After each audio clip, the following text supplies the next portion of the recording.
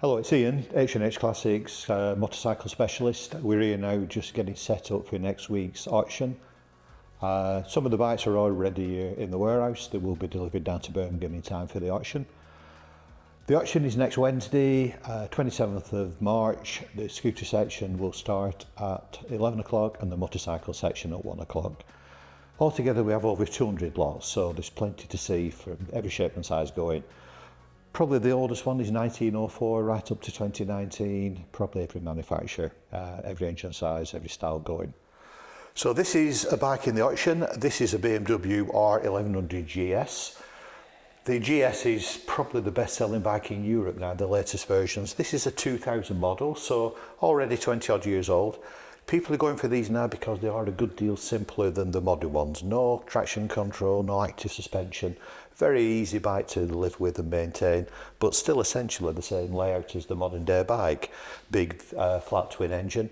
Fully equipped, engine crash bars, spotlights, full set of BMW panniers, they're quick release panniers, so it's fully equipped for touring. Sort of bike you can really enjoy using, but it still will be an appreciating classic as well. As it gets older, it should go up in value. So here we have a couple of bikes that have actually come over from the Isle of Man. An enthusiast over there has used them sparingly in the Isle of Man, as you can imagine, because you can never get too far over there. Vincent Rapide, so one of the main classic British bikes of certainly the 50s. Big V-twin engine, the fastest bike you could buy in its day. This is interesting. The previous owner to the vendor adapted it for touring, so a few modifications, later carburettors, improved the brakes here and there, just generally got it more suitable for long distance use. Comes with a set of panniers, Craven panniers, and if the pannier stickers are anything to go by, he toured all over Europe, North Cape, there's stickers from all over on that, so it looks like it was extensively used in the past and has a good story. Next to it is the same vendor's bike, that's a BSA Rocket Gold Star. Again, he's had it over in the island for quite a while, been stood for a bit, so like both of them, they need a good clean and a good recommissioning. But seems to be a Rocket Gold Star. Engine numbers have been re-stamped on this one, it appears, but all the other basic checks on the frame, lugs and everything appear to be correct. It's got the big full-width front brake alloy rims, 120 mile an hour speedo, 8,000 rev counter. Nice petrol tank. It would appear the petrol tank we changed a few years ago for a new one, so sort of bike that could stand somewhere but would come back and make a very nice usable classic bike. So here we have an Honda Bros, rare bike in the UK, made for the Japanese market. Coining name the Bros, but in Japan they had a 400 and a 600 version and they were like brothers, so that's why they came up with that name. Whilst it's based on quite a plain, simple V-twin engine, the chassis is really high-tech for its day, so alloy frame. It has the single-sided swinging arm like you would have on an RC30. It was actually only the second bike that Honda put that feature on.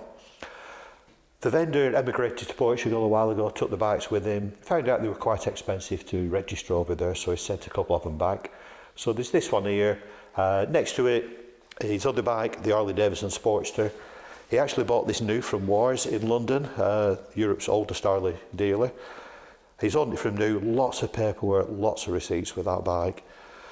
Again, took it over to Portugal, but decided it was going to be cheaper to send it back home and sell it finally. So two sort of interesting, unusual bikes with plenty of paperwork to go with them. So this is an interesting bike, 1964 Honda C200. Confusingly back then Honda didn't use the engine size, so it's actually a 90cc. But the classic horizontal engine Honda layout, the early ones up till this point actually had cast iron cylinders and heads and pushrod engines. Pretty soon after this they went on to the alloy head overhead cam engine. But it's really important historically because back in 1964 this was so far in front of the British bikes that everybody was buying without thinking. You look around the bike, the indicators, the quality of all the castings and the switchgear and everything was way in front of what the Europeans and the British were offering at that time. In some ways, you know, these bikes are very important in the history of motorcycling because it set Honda on the way to world domination. And 1964, within 7 or 8 years, they'd basically taken over the world on the racetracks and in sales. So this is just a small selection of the 200 plus bikes we'll have down in Birmingham next week. Like I said, we've got a bit of everything, just mentioning the early Honda there. We have a selection of Honda Cubs with one interesting one. It's about 1988, looks just like an Honda 90 Cub, but it's actually got a 125 engine in, so that would surprise a few people with how fast it can go. Contrast that, we have 2019, one of the new Super Cubs, again with the 125 engine in, where Honda reprised the old classic Cub design. That's a bike that looks just like the old 1960s ones, down to the colour schemes, the colour of the seat and everything. It's a bike that Honda have reintroduced to cash in on the success of the Cub, a machine that has probably been made, I think 50 million has been produced over the years. It's certainly the most produced motor vehicle in the world. Again, showing the contrast of bikes we have at the auction, we have a 1904 Riley, part of a collection from down south. That's a very interesting bike. Riley's a name that most people won't have heard about in relation to motorbikes. And if you bear in mind, it's 120 years old, so it's got some real history behind it. That's part of a large collection of bikes, British bikes essentially, many of them no reserve. Includes a Sunbeam, an 8.5 horsepower Sunbeam, a project, a V-twin, that's aroused a lot of interest. I think it's estimated at 2 to 4, but that has created a lot of interest in the auction. Other small collections, got a collection from Lincolnshire, mainly Velocets, an enthusiast. He's got a very interesting bike. It's a Velocet 500 MSS. That's had an Alton electric starter kit fitted. Now that's about £2,000 worth, but what it does, it allows you to keep an old British single on the road. These bikes are increasingly difficult to start, but with an electric starter kit and a nice big 12-volt battery, it's something that an older motorcyclist can still keep riding. So that's part of that small interesting collection. It includes a Moto Guzzi Aironi as well in that's very nice. Another small collection again from up in the Wirral, younger bikes. He's got a GSX 1100E. That was probably the ultimate muscle bike of the 80s. Fantastic, powerful engine. They all got modified. People made them into street fighters, drag raced them. This has actually survived in pretty well standard trim. It has a 4x1 exhaust, but there is also the original 4x2 black chrome exhaust included with it. Part of the same man's collection, another very fascinating, interesting bike to look at is Harley Davidson Road King. Covered in extras, it's got all the typical Harley Davidson chrome, extra seats, backrest on it. But the thing that makes it really stand out is it's matched up to a LAC Dutch-made sidecar. Very rare to get an Harley sidecar in this country. In America they actually made a sidecar, but they never did one for our side of the road. So the LAC in Holland used some of the components from the original Harley sidecar, the crest and the mudguards and the lights, and built a really good wide-bodied exclusive sidecar.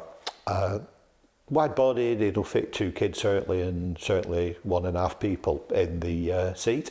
Comes with all its covers, and probably most interestingly with that one, it has an American-made Champion reverse gear kit.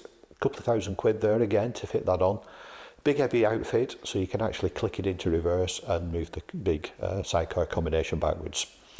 That's, I think, estimated between 11 and 13,000, but would cost you 30,000 plus to put together nowadays. So the auction is next Wednesday, the 27th of March. We actually have viewing on Tuesday afternoon, so you can come and view the bikes on the 26th from 1 o'clock till 6. Doors open at 9 o'clock for the auction. Obviously the bikes are still there to be viewed. The scooter section of the auction starts at 11 o'clock, the motorcycle section at 1 o'clock. All the bikes are featured on our website at www.h&h.co.uk, so you can look at more information, lots of pictures and estimates of prices on most of the bikes. That's well worthwhile a look before you come to the auction, but we'd much prefer people do turn up at the auction on the day, have a good look at the bikes. Most bikes have paperwork that's well worthwhile looking through. Some bikes have spare parts with them as well. When it comes to the auction, obviously if you're there you can bid in person. If you can't make it to the auction, if you're registered on our website, you can bid online, you can do a commission bid, or you can book a telephone bid. So we have every option of bidding available to you.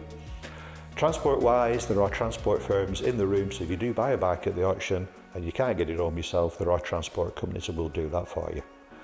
So yeah, next Wednesday, 27th, we'd love to see you all there.